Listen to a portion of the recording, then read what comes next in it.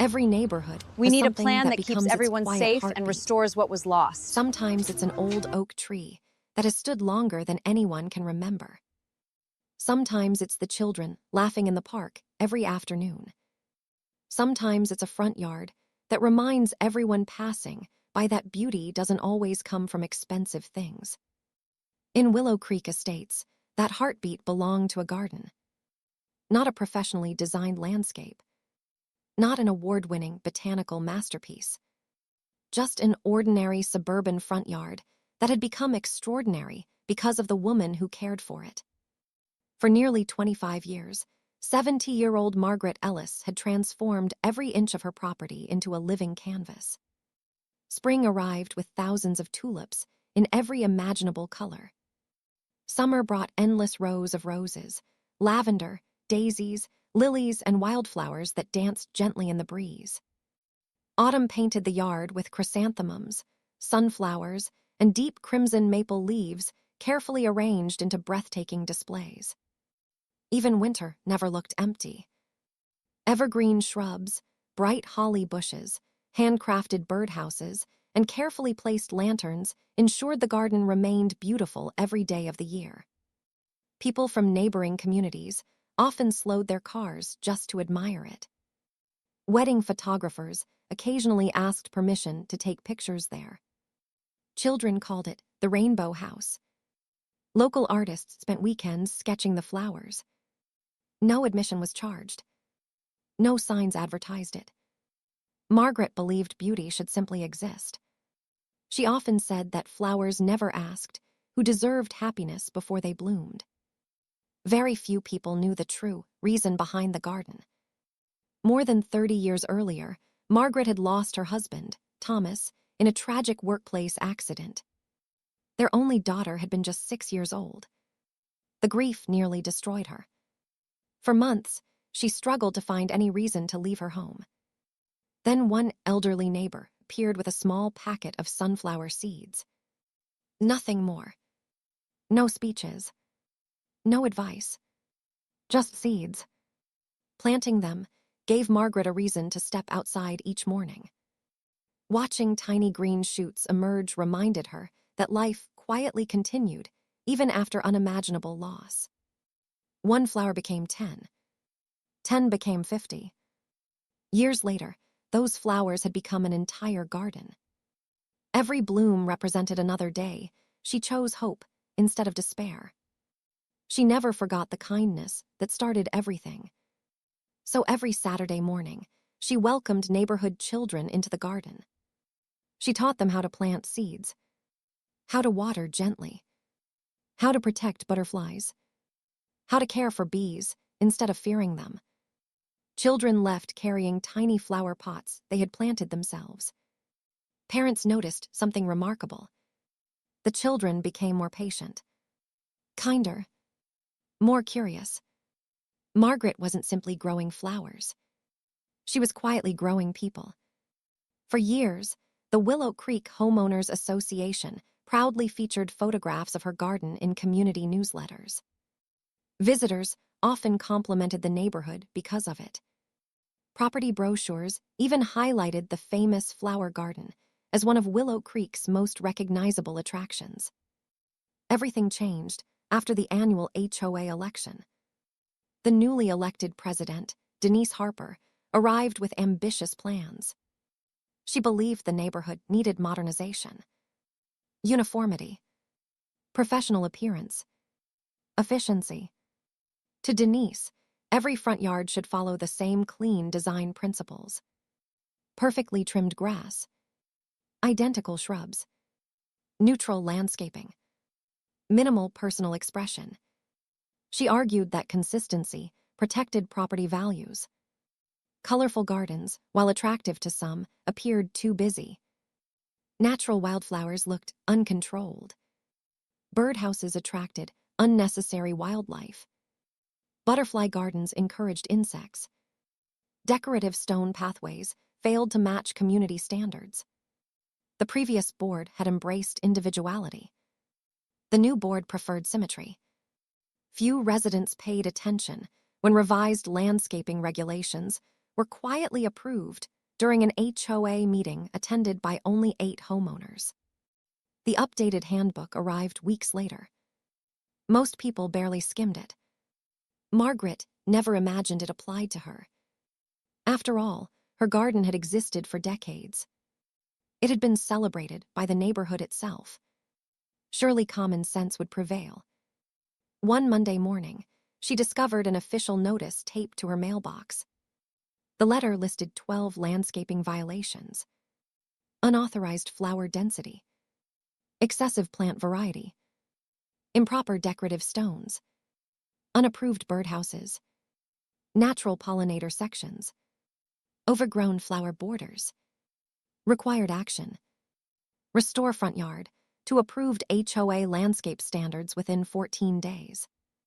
Failure to comply would result in fines of $250 per day. Margaret read the notice quietly, then looked toward the flowers. Butterflies floated peacefully between lavender bushes. Bees gathered around blooming daisies. A cardinal rested inside one of Thomas's handmade birdhouses. Nothing about the garden looked wrong. It looked alive. She contacted the HOA office that afternoon. There had to be some misunderstanding. The receptionist politely explained that all revised landscaping policies were now being enforced equally. Margaret could file an appeal. The hearing would take place 3 weeks later. Meanwhile, the compliance deadline remained active.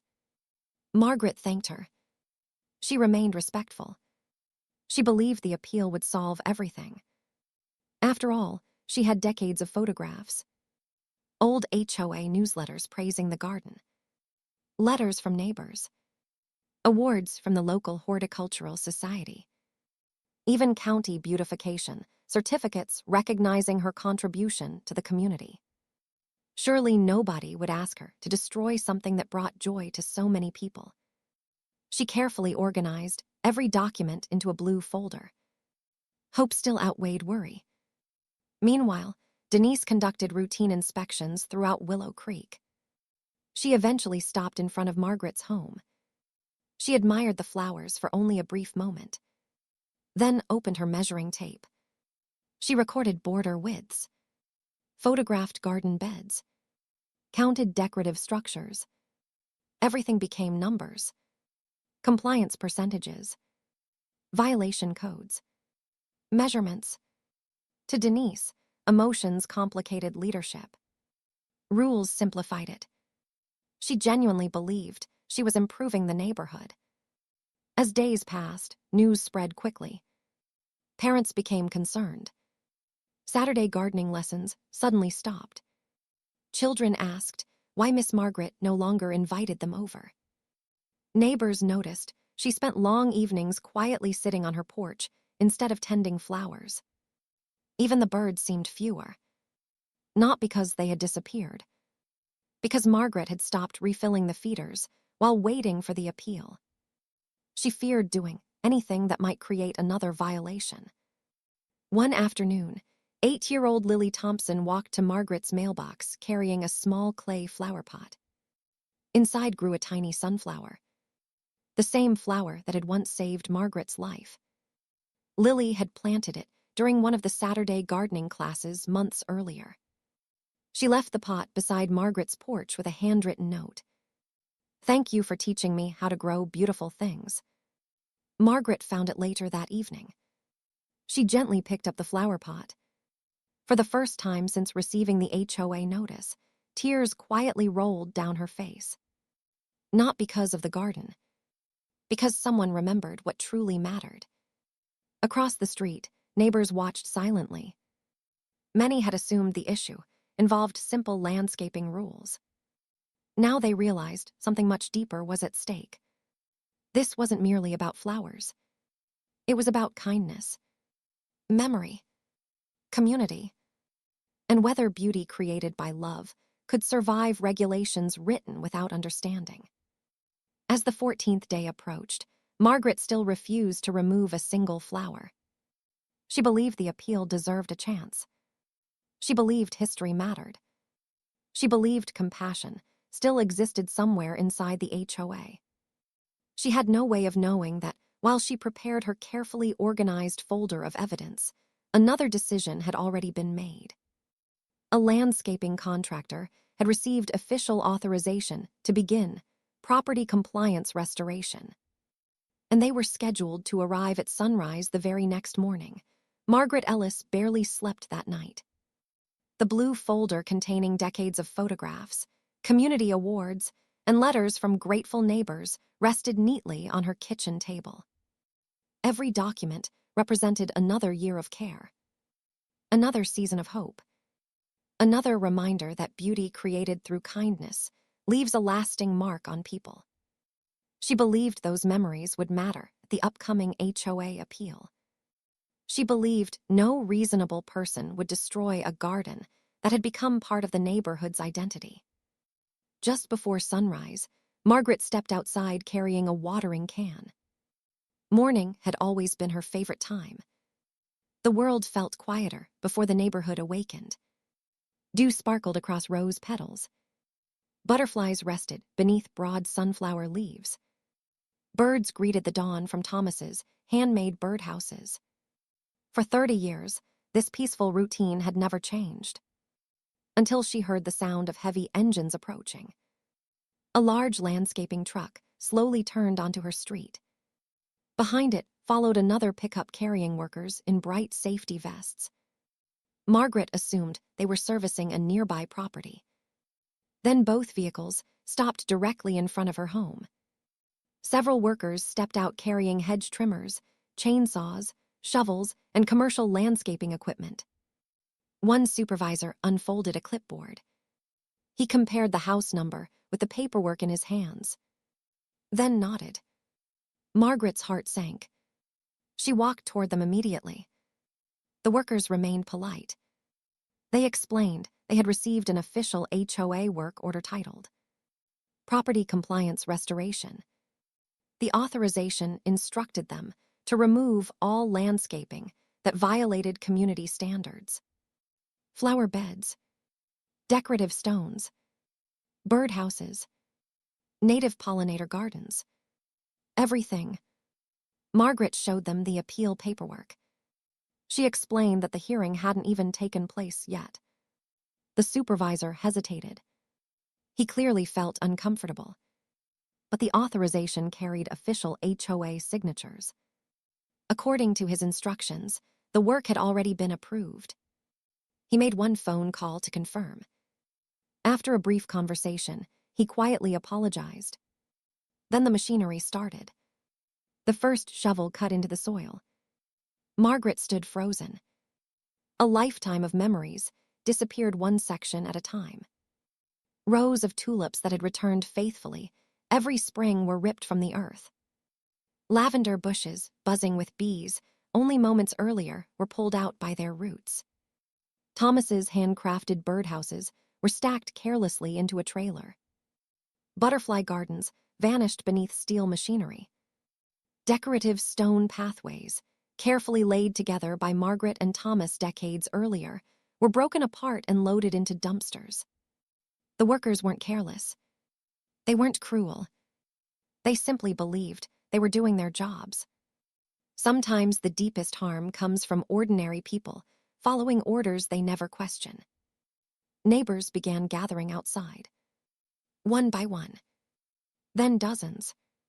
Nobody had expected the HOA to act before the appeal. Parents held their children's hands. Several elderly residents quietly wiped away tears. 8-year-old Lily arrived carrying another tiny flower pot. She looked at the machines, then at the empty spaces where butterflies had danced only yesterday. She didn't fully understand HOA policies. She only understood that something beautiful was disappearing. By noon, nearly the entire garden had been destroyed. Only a single sunflower remained untouched.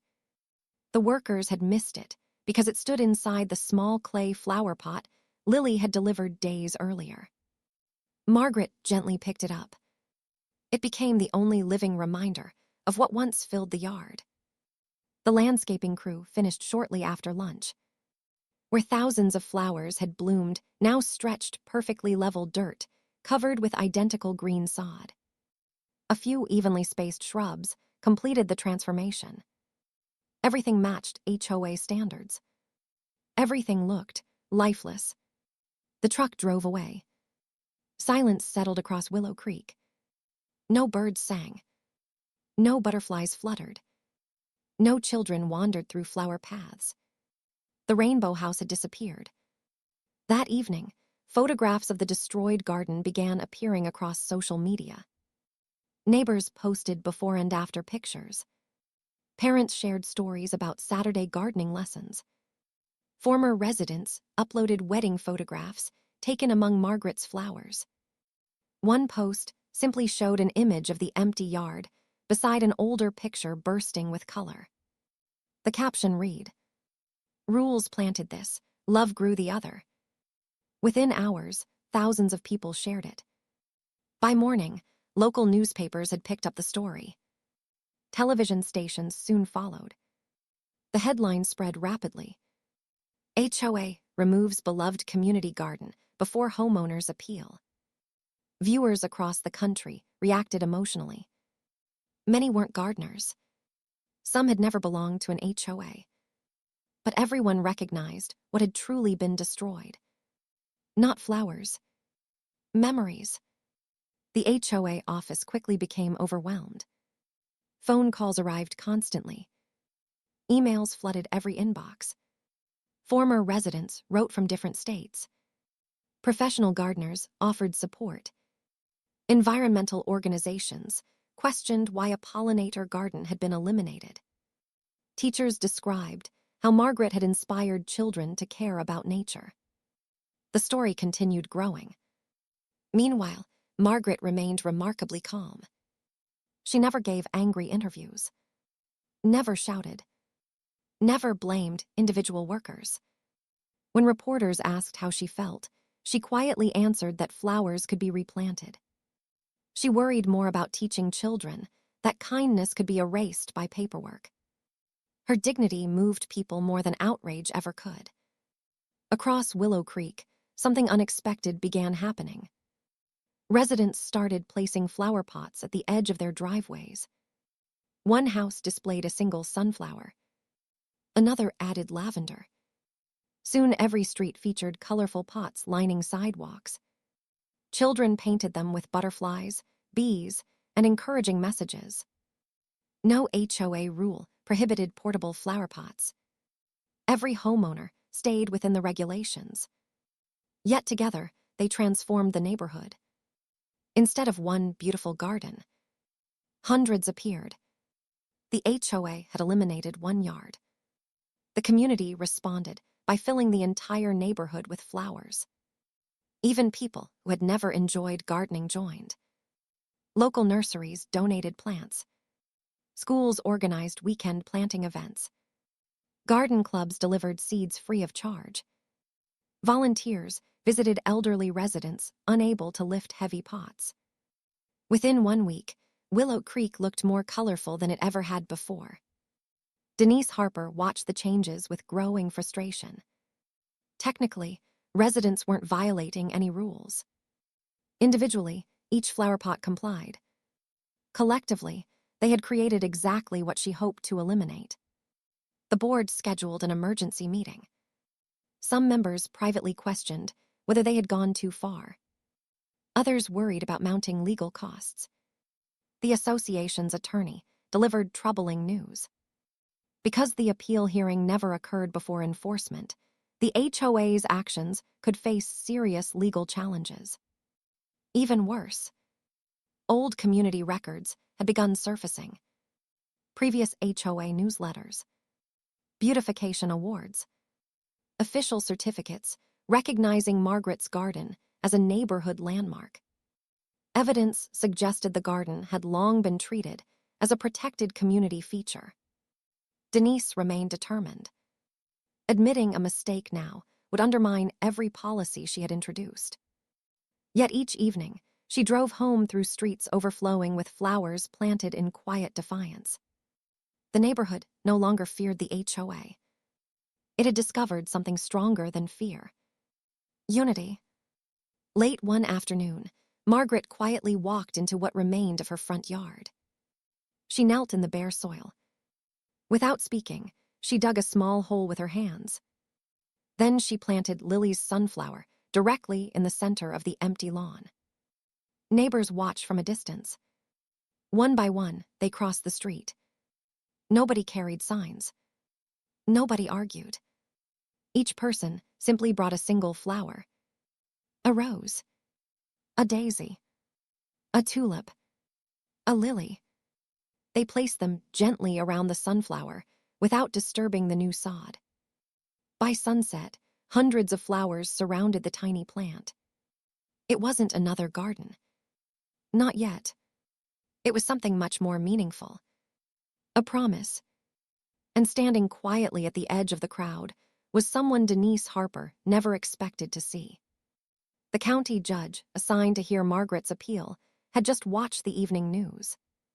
What he witnessed on that lawn convinced him that the upcoming hearing would involve far more than landscaping regulations. It would decide whether a community's heart could be measured by a rulebook. The morning after hundreds of neighbors surrounded Margaret Ellis' empty yard with flowers, Willow Creek Estates felt different. The streets looked the same. The houses hadn't changed. The freshly installed HOA-approved lawn still covered what had once been a breathtaking garden. Yet something invisible had shifted. For years, people had lived beside one another. Now they stood together. Children returned after school carrying tiny watering cans. Parents stopped on evening walks to water the flowers surrounding Margaret's single sunflower. Retirees quietly pulled weeds around the temporary memorial garden. Nobody organized the effort. Nobody assigned responsibilities. Everyone simply understood that some things deserved protecting. Margaret watched everything from her front porch. She smiled often, not because the garden had been restored, but because she realized the kindness she had planted over 3 decades had finally bloomed inside other people. The flowers surrounding her lawn were beautiful. The community surrounding them was even more beautiful. Across town, the county courthouse prepared for Margaret's appeal. Unlike ordinary HOA disputes, this hearing attracted unusual attention.